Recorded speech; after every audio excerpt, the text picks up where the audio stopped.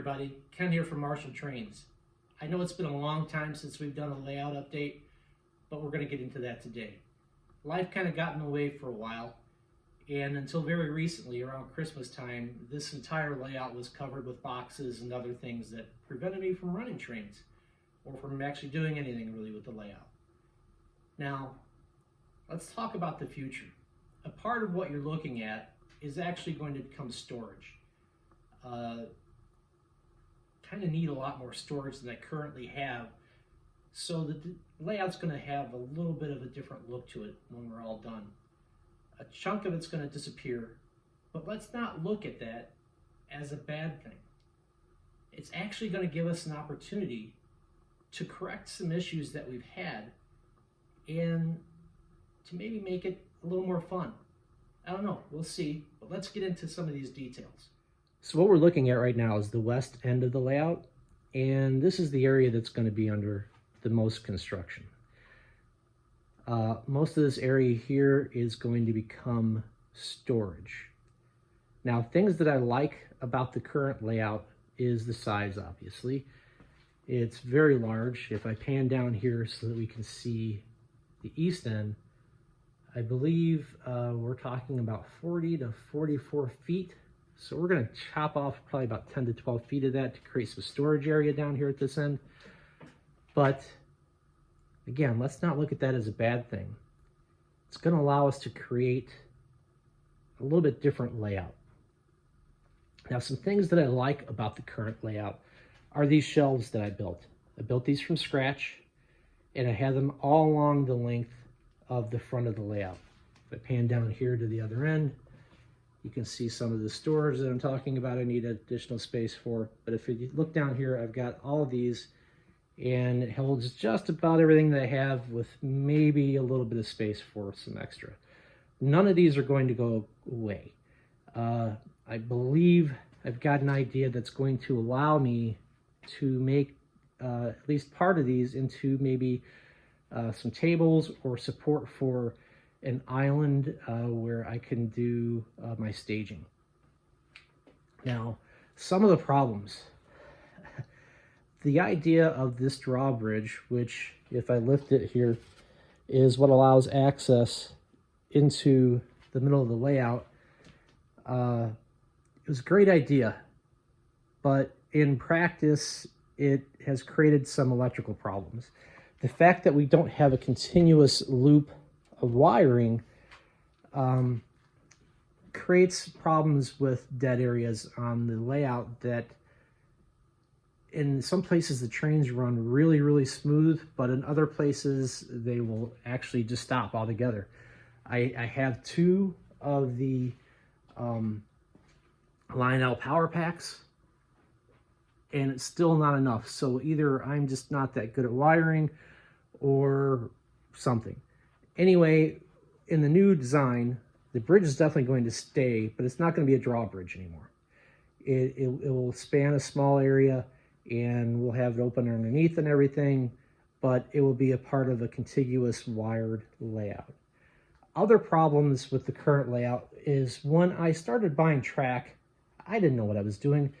I bought Atlas track, which for the most part, there's nothing wrong with that, but I bought it in these small sections, right? So these sections that go from, say, here to here, and all these connection points have created additional electrical problems. So over the years, as I've had the layout, I've discovered a couple things. First of all, I actually prefer Ross custom track or Gargraves. Ross is my first choice. Gargraves is very similar. I have some of it in the back. We'll get to there in a minute. The problems that I have with Atlas mainly started with the switches. I had problems where pieces would break off and I'd have to glue them back in, or I'd lose connection, and just didn't like that. And I even started having some of those problems with the straight track. So I've decided that as much as possible, I'm going to start using the Ross track and Gargraves track that I have already in the scaled down version. But I definitely don't have the budget to go out and buy all kinds of new tracks, so there may be some Atlas track mixed in, but we'll have to see as I go along with the design. So over here, we're looking at a couple of Atlas switches, and like I said, I've had problems like with the pieces in here sometimes breaking off, or the small pieces that connect here at the end breaking off and having to glue those back in. Sometimes these switches work, sometimes they don't. Anyway, it's just kind of left me frustrated with them, and I decided to start going in a different direction. Here we see some nice Ross track and some guard grades that I picked up cheap at Chicago Hobbies in Chicago, obviously. I like that better, both aesthetically and performance. The connections, even though it's these prongs like this, seems to be a better fit and finish to me than these little clips that you see on the Atlas tracks. These look more prototypical, but they have a tendency to be bowed out and just don't make a good connection sometimes, and then you're left trying to figure out where your connection issue is. Now, some other things that I do like about the layout is that I did invest in 072 and 081 radius curves for the inner and outer loops, and that has allowed me to run larger pieces of equipment in my opening shot. And as I was over here, I have a lot of passenger cars. I really like the passenger cars, and I like the scaled passenger cars. The MTH ones aren't always necessarily perfectly scaled. They're like a 70-foot model instead of the 80-foot. So usually they're about 18 inches long if you look at these here. Although we do sometimes like this, the Orient Express set, I believe, is a full 21 inches, along with my Lionel Union Pacific cars. Those are, I believe, also full 21 inches. I have a Lionmaster Union Pacific steam engine that's pulling this current consist, and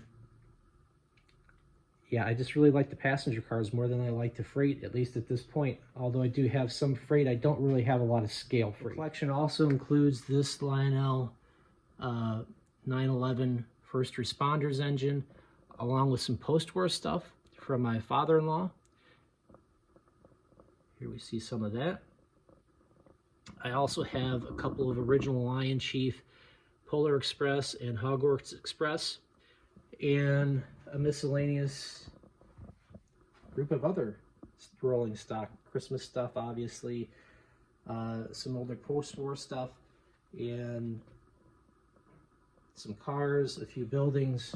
I have a long way to go on the layout, but I think another benefit of going smaller will help me achieve some of those goals. I have friends that have really beautiful layouts. You've seen those on my channel. To name a couple, Rockford O-Scalers, the Bruce Gersh layout, and the Ken Reinert layout. Very nice layouts and an inspiration for what I would like to do. Now, one of the things that I would like to do, instead of having these Atlas switches, is eventually I'm going to want to move to the Ross custom switches and use those. I've got friends with those, and they have better luck with them than with the Atlas. I also want to make sure that I'm still able to run a double main line, and that way I can run a couple of trains at once. I don't currently have in the current layout any way to run the old post-war stuff, so I want to add a couple of small loops for that, and that way I can run 3, possibly 4 trains depending on how I get it set up at the same time. That would be a really nice goal. I've got a couple more bridges I would like to incorporate. I have this roundhouse that had belonged to another gentleman who had passed away. It bounced around through a couple of different people. It's a partial roundhouse. I will set it up somewhere on the layout. I'm not exactly sure yet, which brings me to my next point, is I need to start getting into the design. And I need to find a nice software for Mac to help me design the new layout. The basic idea is that I will have loop backs, well, not necessarily loop backs, but I want to come around here and then loop back down into the same area where this current track is back here, but not necessarily make it a true reversing loop, and basically make it look like there's 4 lines coming through this area, and I'll do a similar thing down at this end in the space that I have left. As I come back around here to the front of the layout, the net effect will be that down here in this, at the end, it will curve back in toward the back wall. These sections here across are 2 feet.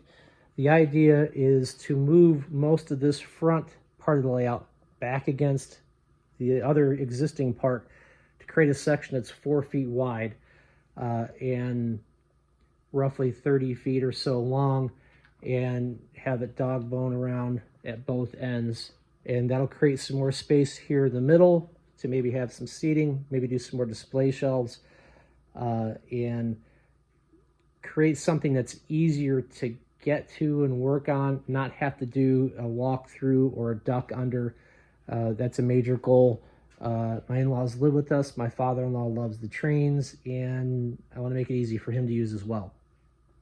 So I really want to try to streamline this a little bit and make it a more completable project in the end.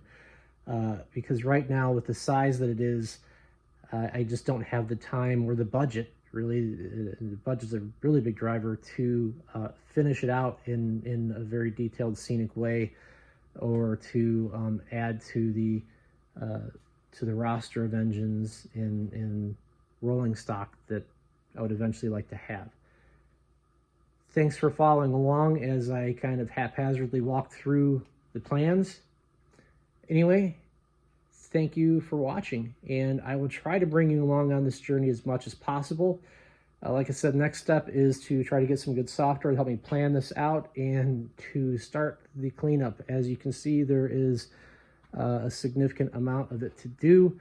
I need to get some things out of the way before I can really begin the new construction project. I don't really want to deconstruct until I can start constructing, because you know how life is. If you take it apart, it's going to take even longer to get it back together if you can't start right away. Anyway, thanks for following along. I appreciate you all. Have a good day.